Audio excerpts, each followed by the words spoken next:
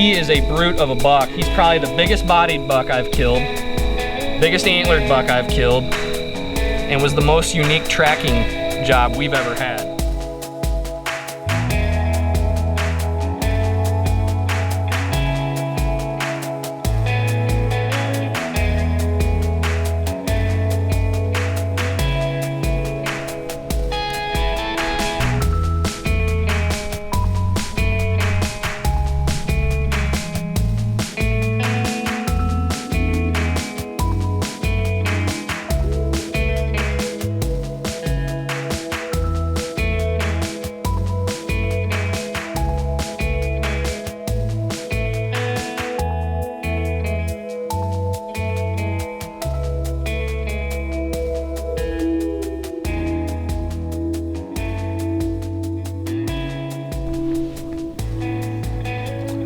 Hey guys, welcome to the second episode of Embrace the Journey. I wanted to take a quick minute to just thank you.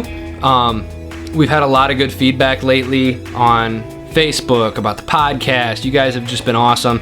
Some of you guys have been writing in some really awesome ideas that hopefully will get incorporated either into a written blog, part of a video coming up, or a podcast. I really want to discuss in depth and try to figure out a way to do it, but I've actually had 3 different people want to know my opinions on entrance and exit trails, which I have stressed time and time again can make or break a hunt. They are one of the leading things that I find whenever I do digital consults or I go out on consults or I talk to my friends or people. It's the biggest thing that I find that is hurting their hunting is their entrance and exit routes. So stay tuned. I've heard you. I love it, and I really want to discuss it, but I want to do it in the right way, and I want to try to somehow, no matter what medium I use to deliver my thoughts, I want to have it thought out to the point where I can paint a picture, if you will, or draw a picture for you. This episode of Embrace the Journey, we're going to continue the year that's just full of a lot of work, a lot of baby prep and stuff, so I don't get out of the property as much as normal. I know a lot of you guys can relate. Something's keeping you away. Real life gets busy, but I went out to the property a few weeks back to check on some apple tree experiment that we were doing. We used netting instead of fencing. So we're going to visit that. We're going to check on some miscanthus. We're going to discuss some bedding. And at least I think we were going to discuss some bedding. I don't know. It all flows together. But then I'm really excited because I'm actually going to take you then to the swamp property where I'm going to share with you some bad but good news, things that we're going to roll with, and I'm kind of excited about what's going on there. If you don't know or you haven't followed small acre hunting long enough, the swamp property is a property that it's predominantly a farm with some woodlots, and there's a large swamp next to it. Big buck potential though out there. Shot Junior there, which maybe I can throw up a picture right here. I actually shot Kicks there as well. Pursued RD out there for years. There's a bunch of other big bucks out there, but big buck potential. So I'm really excited that we get to do something a little different out there. We normally cannot do anything except for to a small area that has a small food plot in the middle of the woods that we don't really hunt. It's not the best to get to. We kind of hunt the fringes of it, but this year that's all going to change. So fingers crossed that creates some magic for late season especially. We're going to focus on that. But let's get this episode started. Less chatting from me, and maybe I'll check back in with you at the end of this episode. God bless. So, I don't know what all you can see, but this tree is just barely trying to hold on to life. This is that one apple tree that we protected with some netting, and something came in and ate pretty much every green shoot, some deer or something. So it sucks because that's an expensive experiment, but if a few of these green leaves can feed enough to those rootstock, I think it may still live this year, despite the stress that's being put on it. It's got some good growth down low. It's actually got a lot of growth down low coming off. So the goal will be to nurse this tree back to health, this down low portion should be able to feed enough and live, because there's a lot of leaves down low. I'll try to get a better picture of that before I leave. There's a few here, but there's a cage that on an apple tree that died over on the other side of the property. It's actually the only tree that I've lost that I've planted and protected. This was the first one with the net. I think this would work, but I got to make it a much wider netting. I kind of made it too tight around this tree. There's another one we protected with netting over on the other side of this food plot here, and I'm gonna go check that out and see. That one we put 4 posts and it wasn't as tight to the tree, so I'm hoping that works. But I think this tree will live. This top portion of it may end up getting cut at some year, and it may take some serious protection, and it may be a low growing apple tree, but hey, it is what it is. As long as I protect that trunk and keep this thing alive for a few years, I think it'll be okay. But just an example of, you know, you got to experiment to learn. Didn't know, and now we do. So the video might be a little shaky, but I actually just walked through some food plots here, and I'm gonna go back and talk about, you know, the power of frost eating some clover here in a second. Unbelievable yet again. But what we have here is, this is a lot of harvest salad, and that has winter rye in it, and most of this tall stuff, I would say probably 90% of the seed heads that came up was rye. And you'll notice it's up to my chest when I'm walking, and I was kind of worried about what the food plots would look like in here, if they would be way too over congested. I see a lot of wheat in there as well on the lower part of this food plot, so there's a lot of seed heads. You know, turkeys and deer will even nibble on them some too. So they're actually helping to shade and deter a lot of weed growth underneath, to the point where I really think if I wanted to, I could probably come in here and broadcast buckwheat or a variety of things in the next week or two. Follow it by rolling this, because I don't have a crimper, roll it and then spray it with maybe Gly or a select herbicide, but I could probably spray Gly, and it would terminate most of the stuff here, and then buckwheat would be able to take over. I'll have to make that decision. I've got a lot of good growth in my clover plots around here. I got a lot of good herbaceous vegetation happening up where the water levels didn't allow stuff to grow right away, and that was predominantly bulb production. I didn't put any cereal grain up there. So we'll go visit that here before we leave as well, and we'll discuss the difference between the two. So, you know, right here you got all this cereal grain, which is basically the rye and the wheat that came back up. The oats typically won't be able to flourish the next year, though the winter does kill it off. But I got a lot of good herbaceous vegetation. There's one other thing I'm going to talk about. Let's go check that other tree that also had the netting and see what's going on with it. So you're going to notice this tree is actually doing pretty good. Growth all the way down and through it. The netting has done a great job keeping things from eating. It looks like they got bit off a little bit here because the netting's not quite as high. So I think next year, if I use this, or if I come back and revisit this, I'm going to put the netting higher.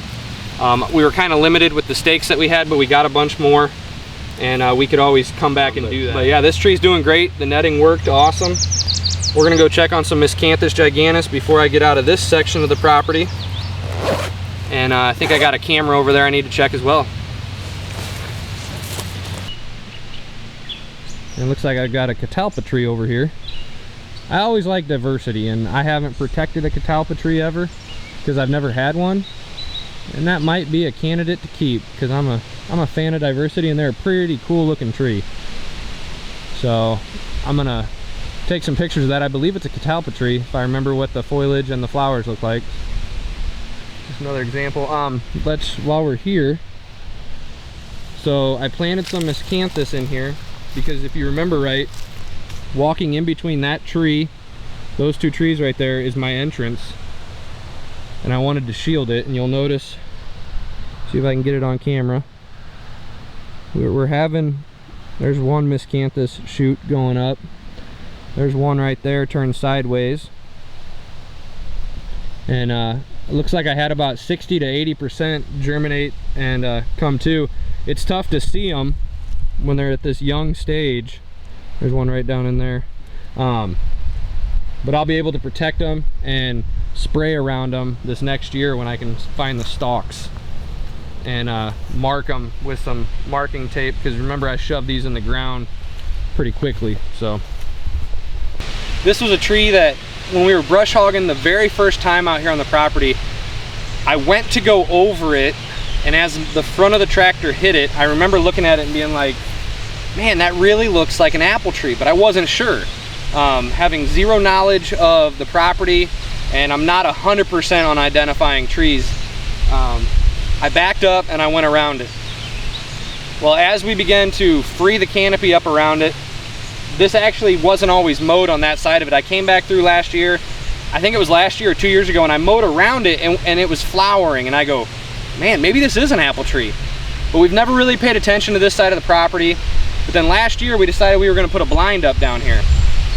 And I'm actually not 100% sure if anybody hunted that blind. I think Pops did once. But I paid attention to this tree a little bit more, and last year it was just, I mean, I think I remember taking some pictures and the branches were just bowed down because this thing puts forth so many apples. So you'll notice down low, and I'll add some footage in here, they love to rub this tree.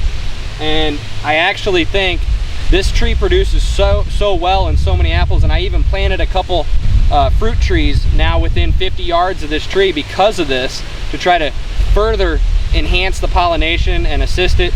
And it's got to be some kind of crab apple, so it'll do well assisting pollination of other trees. I'm probably going to plant another apple tree up here farther up, one that doesn't assist in pollination but will get assisted. Arkansas Black is probably my primary candidate right now. I like how late it holds and how it produces quick. But I'm gonna actually cage this tree with something or protect this because I really don't want to lose this tree. It's a really healthy size, but you'll notice the one side, the one trunk is a lot smaller. And if a big buck, you know, if Cicero had really spent some time at this tree, he could have killed this tree. So I want to protect it. It's producing very well. It looks like it's gonna be another bumper crop this year. Easily over 200-300 apples I can see just standing right here. If I circled the tree, I could probably find the same amount on the other side and spots that I'm missing. So just one little key, you know, when you're touring a new property or when you're checking a property, pay attention as best you can to the tree types that are out there. You know, I worry primarily about deer, so obviously my eyes kind of go to that stuff, but learn what type of trees encourage certain deer usages, or not deer, but birds. We want to think in a whole conservationist mindset. Yes, the winning decision will always, for me at least, to be honest with you, is always going to lean and go the direction of what benefits the deer the most. However, if I can sculpt a property that's going to be benefited by birds and rabbits and you know, to an extent groundhogs, although I shoot them if I see them, but let them get fat on my property, I don't care, they're part of nature. I want to encourage everything, especially bees, and because there are pollinators. I think that's one thing that's left out a lot, and there's actually a plan. I'm gonna actually put in a pollination plot up in a spot that I don't want deer activity. I use it as an entrance and exit, but it's an old fallow spot that if I can get pollination strips, you know, a lot of flowers growing up there, that's gonna benefit my entire property. It's gonna benefit the butterflies, it's gonna benefit the bees, and in turn, it's gonna benefit the health of my trees that require pollination as well. So one little tip, I got a camera behind you that I'm gonna flip around, keep an eye on this apple tree, because I have a feeling this is kind of like a signpost. They actually scrape on both the locust tree behind the camera, the oak tree over there, and here at the apple tree. So it's kind of hit or miss which one they're gonna hit. In the long run, I think we're gonna put a camera down towards the blind so it's easy to check and just aim it up into the food plot and hopefully get some of the activity. But that'll be a later date type thing. When we come in to work on this food plot, will probably be when we'll hang that camera, and we'll stay out of here. Really, besides today, I'm rejuicing all the cameras. Those will not get checked. Even if we come back and work this plot in a week or two and spray kill it, I don't know if we will. I've got really good herbaceous vegetation growing right now. I got a lot of ragweed. I got some pokeweed. I got some, looks like some stinging nettles. I've got some chicory from an old planting in here. I've got dandelions. I don't see any goldenrod, at least not that I can tell. But you know, I see stuff nipped off everywhere right now. They're eating a lot of this stuff in here, and there's a lot of food here, but it's not the cream of the crop type food. This isn't like a soybean plot, so I'm not gonna have doe family groups just flocking to this property, which I don't want right now. I want my bucks here right now. I do not want to produce a summertime doe factory. I want the does to then hit this property in the fall because it has the best seclusion, best security cover, and the best food. So, and I'll do that through my food plots in the fall. But like I was saying, if we come back and work this, great. We won't check cameras in here until the fall planting. We'll rejuvenate those batteries, we'll rejuvenate everything, and then a lot of our cameras that are not right by stand locations or blinds will not get checked except for on a recovery or suspected trespassing. Or if we're having a really rough year and it's getting into November and we really need some of that most recent information, I'll wait for a storm, I'll wait for cover of darkness, and I'll slip in here in a storm, a torrential downpour preferably. So that's what we got. We're gonna slide on up to a food plot. We've got 2 more visits moving back up through the property that I'd like to talk to you guys about, and we'll go from there. All right guys, so what we're at right now, this is actually the tree line behind me is the edge of my property. Food plots wind down through here. I nickname them Bryce's Field. This is a section that I've tried planting a food plot in for a while and it just hasn't done well.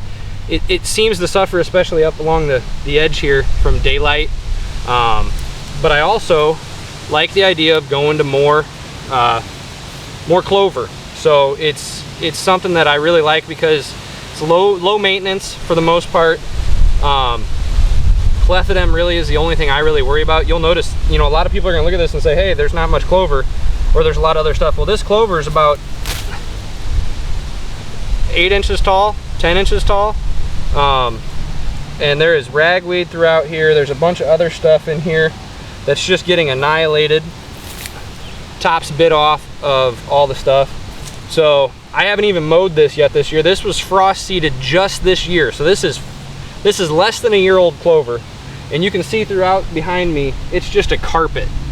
This was a section that I spray killed last year, and I ended up, I thought I clover seeded it, but I didn't. So it just kind of was a kind of a dead spot. So then in the fall, or there were some brassicas in throughout here. That's right, I do remember that. But then this spring in February and March, come back, there's a lot of exposed dirt, a ton of it, so I frost seeded heavy with some of Real World's blend of clover chicory. And you'll notice there is chicory in here. There's some real nice young blades of chicory, which actually has a decent taste to it. But so that's what I did. So this right here illustrates the power of frost seeding. Extremely easy to do, especially if you prep it the year prior with either a brassica or even like a cereal grain or something like that you can frost seed into and then terminate it. But all I'll do in here is I'll brush hog this, some ragweed will pop back up, I'm fine with that. There's not much grass competition in here. If grass has become an issue, I'll hit it with clethodim, but other than that, mowings will keep it kind of trimmed back. A section like this, I may only mow once or twice a year because I like the growth that's occurring in the clover. I'm not anti-weeds, I'm pro deer food, and if they eat it, it's food. So yeah, you'll actually see, these are actually some brassicas that reseeded themselves. This is an old radish right here that you can see it tried to head back out. So a lot of these that you're seeing, a lot of this tall stuff is actually leftover brassicas, but it's just doing awesome. Deer bed.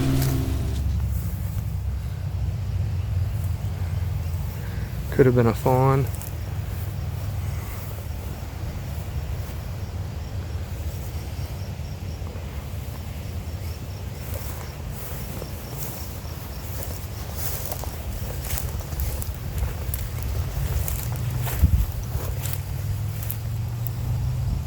Hinge cut.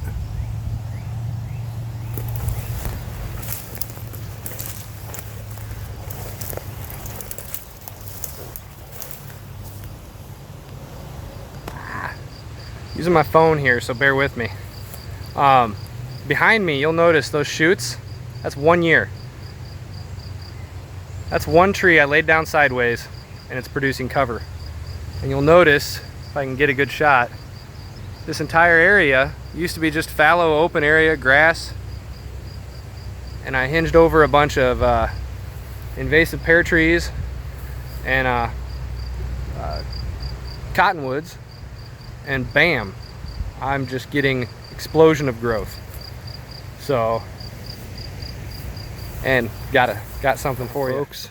That is a big bed. I could curl up and lay in that. Out here sunning themselves, using hinge cuts as cover. Out here in the grassy field, just sunning away.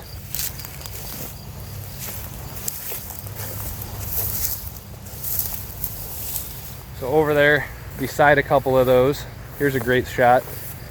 That's all, that whole mess right there is a living, breathing tree that I hinged. But got a huge bed over there sunning themselves. So checking some trees that I've planted.